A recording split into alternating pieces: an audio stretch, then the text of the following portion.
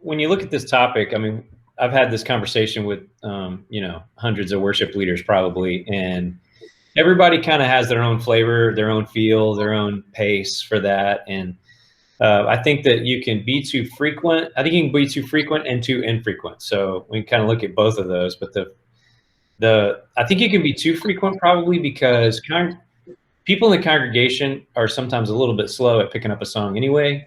And for it to be just like a song that they just learned, it's really hard to connect in their hearts. And so finally they get it. And, they may, a lot of times people don't go to church every single week. And so they don't hear the song till once a month or something. And then finally, eventually it starts to really connect. And then it has, a shelf life for however long that is.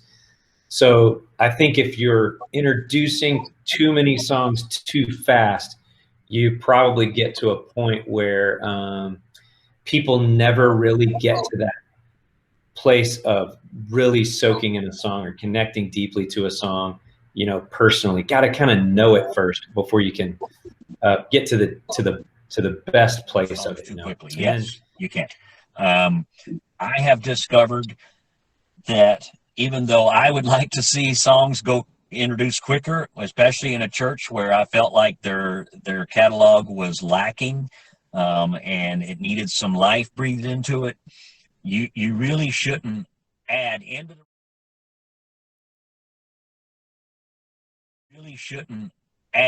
the rotation more than one new song a month. Okay, and that may be too much. For a musician or a singer, it's no-brainer. You'd like new songs every week.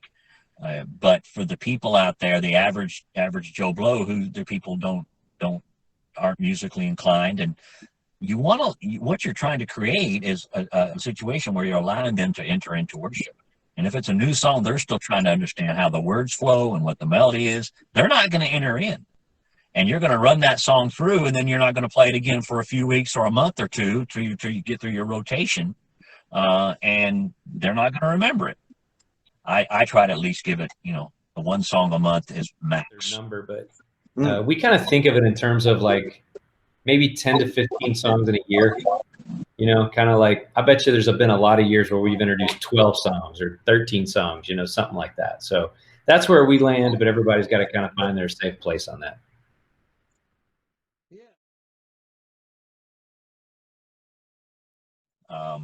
I don't introduce a new song typically as a worship song until the people have heard it at least once or twice.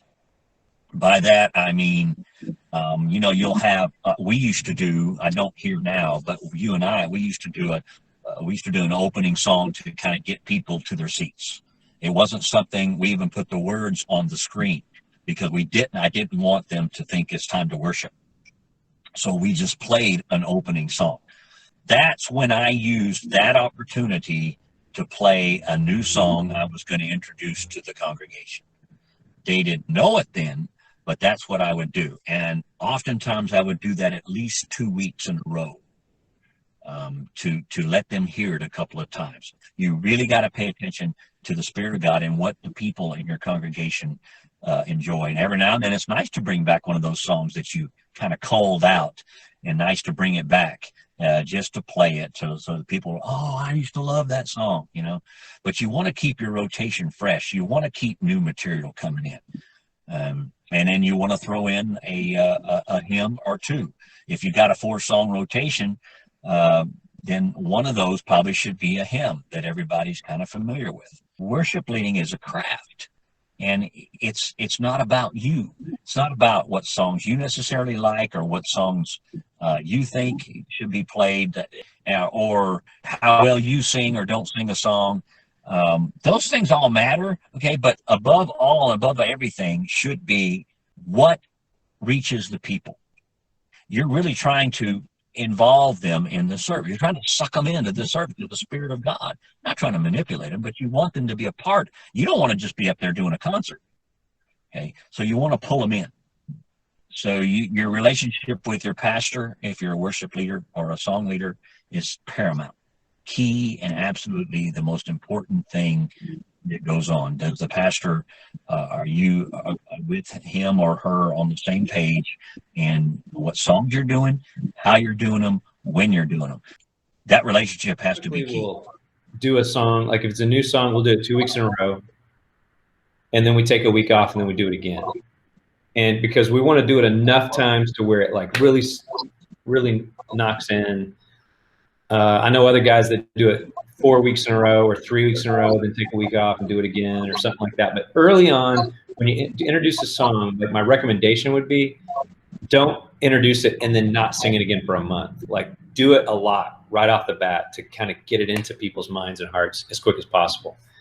Just make sure you tell a story about that song or highlight it. You know, worship leaders are like tour guides. You know, I don't know if you've ever been on a tour anywhere, like you go to a new city and you go on a tour or something, or of a museum or something. If you just walk around that city and you don't really know anything about that city, like you're just walking around looking at buildings, it doesn't mean anything. It's just like, okay, building, sidewalk, phone booth, whatever. I guess there's phone booths. I don't know. Maybe those don't exist anymore, but you know. But if there's a tour guide who really understands the city and its history and what it means and what makes it breathe and the challenges and the conflicts and all that kind of stuff, and they walk you through that city, it's a completely different experience. And so I think worship leaders are like those tour guides who tell a story about a song or tell a scripture about, like, where did this come from? Or what was the conflict going on in our souls that make this lyric really important to us right now? Or what is the theology that drives what we're singing, or whatever it might be? If we can just take a time and be very good at that, I think that immediately we help people connect with those new songs even better.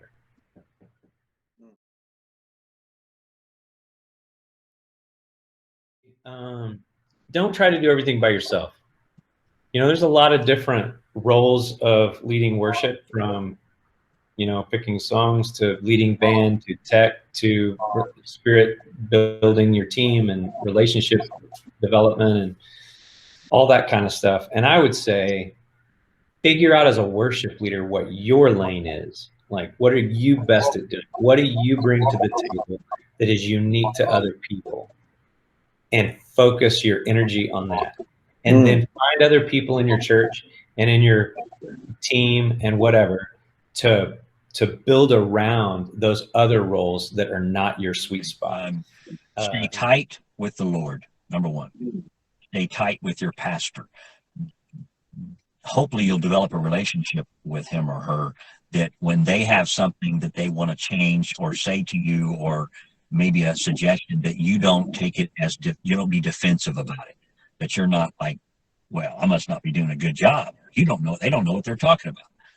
They're the pastor, but a lot of times pastors don't know anything about music or sound or anything like that. And so develop that relationship where you can speak honestly and openly into one another's lives.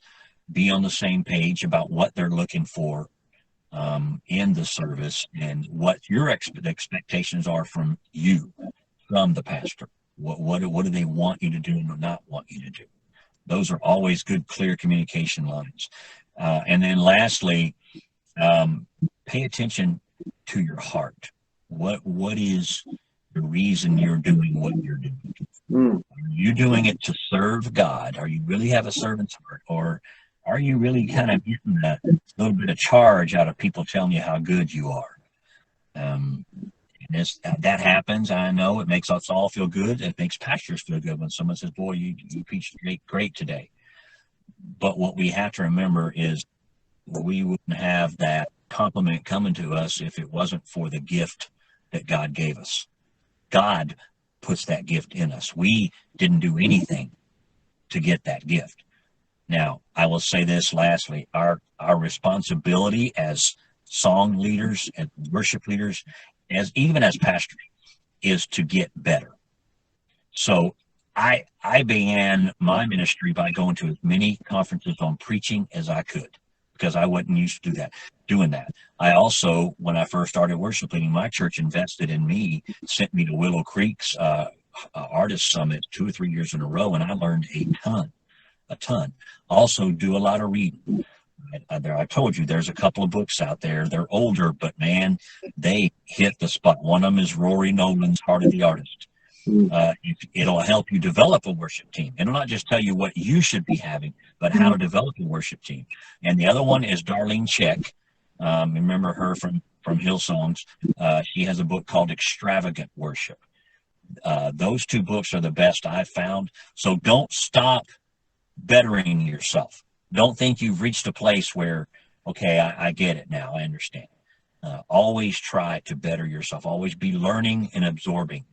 Those are the things that I would recommend. And that's what I've learned. I've done all the wrong stuff.